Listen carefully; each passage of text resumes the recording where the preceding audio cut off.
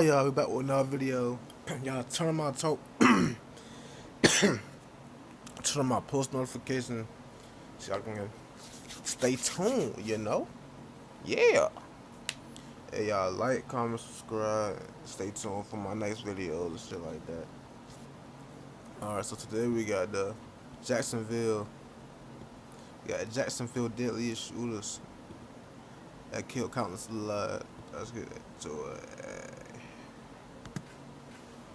Blue can't help you. Queso can't help you. Ain't nobody come pick you up, big dog.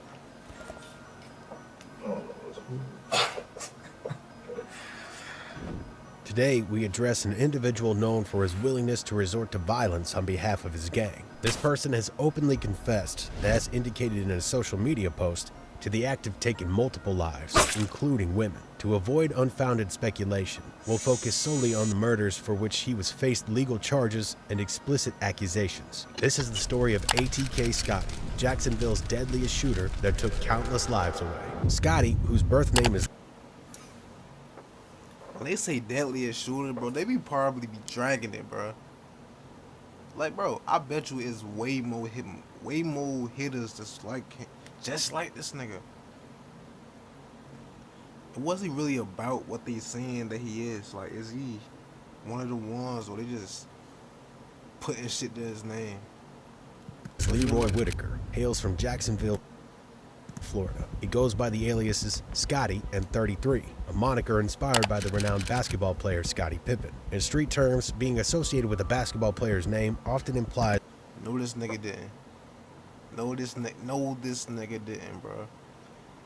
You saying that he has his name for Scotty Pimp, nigga? Is an affiliation with firearm-related activities. He's a member of two groups, ATK and NHG, which are abbreviations for No Hospital Gang. These groups are primarily engaged in conflicts with 6 Block, A Block, and Y&R, representing Young and Ruthless. It's worth noting that ATK and NHG have formed alliances with 1200 Cuckoo Gang, which gained prominence through the influence of rap artists Spinna Benz and Wappa with the Chopper. Police make an arrest in a shooting that killed an 18-year-old and injured a teenager and a 9-year-old girl. This happened on the west side at this house on Saturday. The teenager tells News4Jax that her family was woken up about 1:30 in the morning Saturday when a brick came crashing through a sliding glass door in the back of their house. 18-year-old Zion Brown was the only adult in the home, along with 2 teens, a 9-year-old and a 6-year-old boy. Protracted conflict in Jacksonville, which predates the awareness of the general public, underwent a significant escalation subsequent to the unfortunate demise of Zion Brown,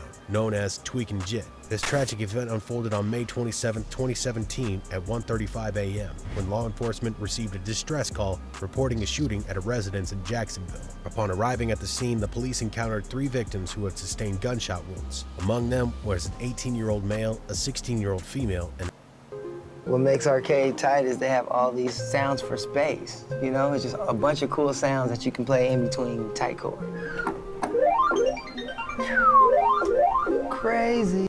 the 9-year-old girl. The 16-year-old girl, identified as Terria Brown, happened to be the younger sibling of Zion Brown. According to her account, she was asleep on the living room couch when she was abruptly awakened by a loud noise resulting from an object being hurled through the sliding glass window in the kitchen. In response to this disturbance, Terria woke up her brother Zion and promptly contacted the authorities. However, upon returning to the living room, she encountered an individual wearing a red hoodie and blue jeans, who was seated on the couch. Subsequently, the person opened fire on all occupants of the house. Terria took cover behind a couch, revealing that she had heard more than 5 gunshots and sustained a gunshot wound to her leg during the exchange of gunfire. Tragically, her brother Zion succumbed to his injuries at the young age of 18. As he lay dying, Zion Brown identified Trey Shorty, an acknowledged member of the ATK gang, whose real name is DeAndre Thomas, as the individual responsible for the shooting. Terria Brown likewise identified Trey Shorty as the assailant in this unfortunate event. It's come to light that Zion Brown was, in fact, a relative of Julio, a prominent rapper in Jacksonville. Julio, widely... All of these niggas got something in common. Like, these niggas be looking the same, too. Recognized in Jacksonville rap scene, held the position of ATK's principal adversary. The basis of this rivalry stemmed from the tragic loss of Zion Brown, igniting a strong desire for retribution on Julio's side. During the incident involving Zion Brown's death, another male individual was present, although no charges were ever filed against him. Speculation emerged that this other male present on that fateful day might have been Young and Ace, the most renowned rapper in Jacksonville and the leader of ATK.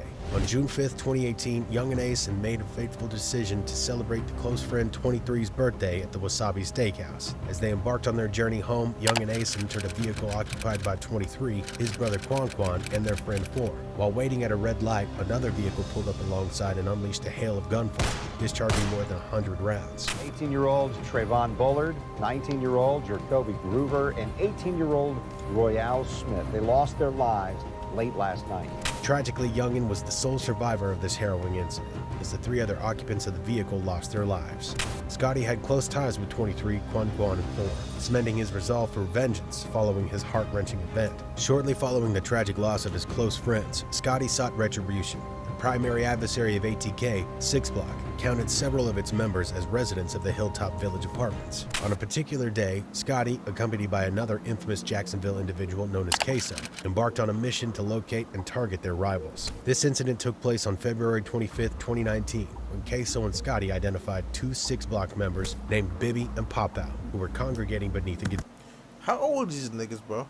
Like how old is Queso and all them niggas?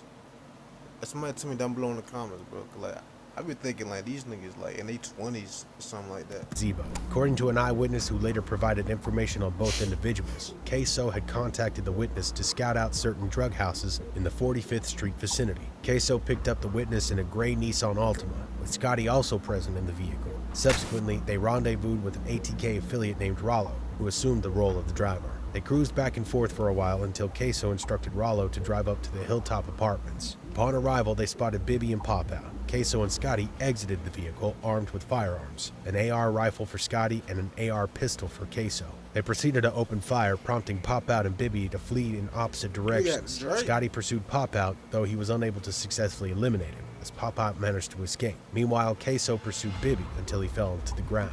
Queso then approached Bibby and fatally shot him in the back of the head, leaving him lifeless at the scene. Tragically, Bibby was only 16 years old at the time. In the aftermath of Bibby's tragic demise, individuals associated with 6 Block were determined to seek vengeance. On March 10, 2019, a pivotal event unfolded in Waycross, Georgia. Young and Ace and his group were situated in a parking lot at a Hampton Inn where they were unexpectedly fell victim to a coordinated ambush by multiple assailants. Among those present at the scene were Queso and Scotty, who swiftly responded by returning fire at their attackers, resulting in a fierce exchange of gunfire. Queso later made reference to this incident in one of his songs titled Been Dead, wherein he expressed sentiments like,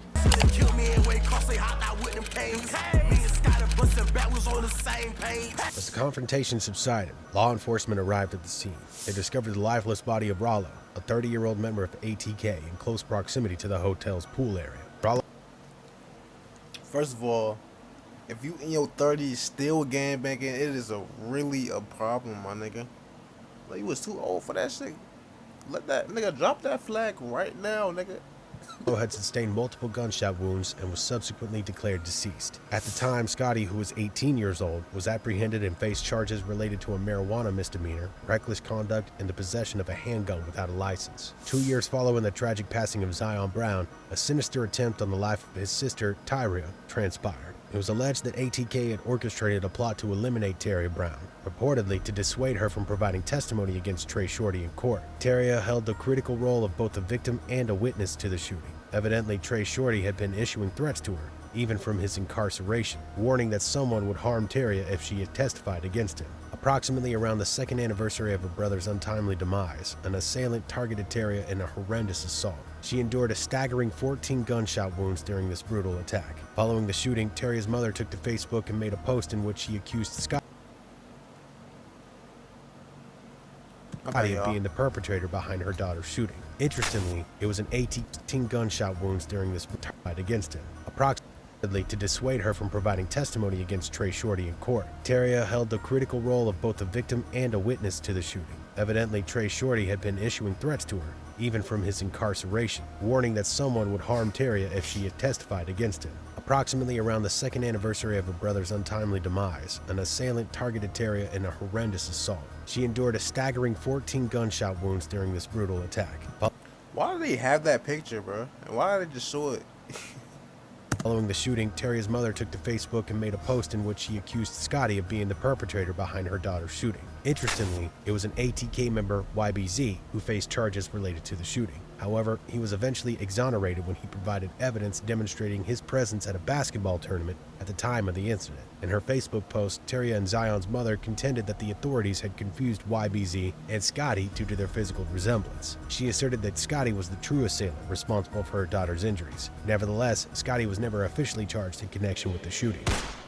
On January 15, 2020, Jacksonville police officer on duty observed an unidentified suspect at 7001 Murrell Road. This individual was seen standing over and discharging a firearm at a male victim. He was subsequently identified as a member of 6 Block known as Lil Buck. Tragically, Lil Buck succumbed to the gunshot wounds he sustained during this incident. Multiple witnesses were present at the scene and had first-hand accounts of the incident. They reported, "Are you interested in starting your own faceless YouTube automation channel, but all people do is tell you to go to Fiverr?" observing an assailant who had shot Lil Buck flee the scene in a gray Nissan Altima, which rapidly departed from the shopping plaza. The police officer initiated a pursuit leading to a high-speed chase. Eventually, the Nissan crashed within a residential neighborhood, prompting the 3 suspects inside the vehicle to disembark and flee on foot. One of the suspects, carrying a rifle, fled in a westerly direction, managing to elude the pursuing officers. Meanwhile, inside a residence, a woman named Barbara Buckley became aware of unusual activity.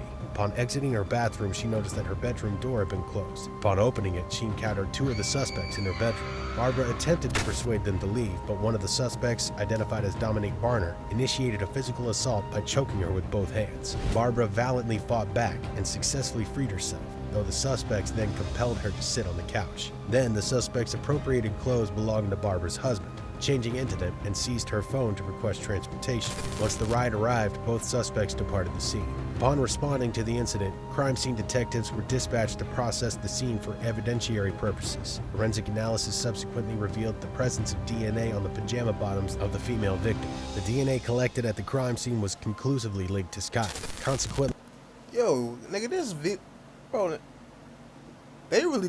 they did their research, bro, cause they really put some time and effort and real live details into this documentary, bro. On April 15th, 2020, Scotty was officially taken into custody. In conclusion, the events and circumstances surrounding the individuals and incidents discussed herein offer a poignant glimpse into the intricate dynamics of Jacksonville's complex social landscape. The tragic loss of lives, the intricate web of allegiances and rivalries, and the enduring consequences of these actions underscore the far-reaching impact of such events on individuals and communities alike. It's worth noting that one of the central figures of this narrative, Scotty, found himself entangled in a legal quagmire. As of the latest available information, he's presently incarcerated, contending with the weight of 2 distinct murder charges, a stark reminder of the gravity of the situations explored in this account. The implications of the events extend far beyond the boundaries of Jacksonville, serving as a stark reminder of the profound ripple effects of violence, choices, and allegiances within the realm of street culture. This narrative stands as a testament to the enduring consequences that individuals and communities must bear when faced with the harsh realities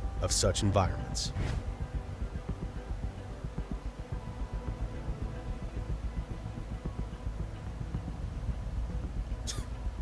That shit is really crazy to me, bro. Dang. Hey, y'all like, comment, subscribe. Tell me how y'all like the video down below in the comments. And tell me what I should react to next too as well. Dang. Alright, man.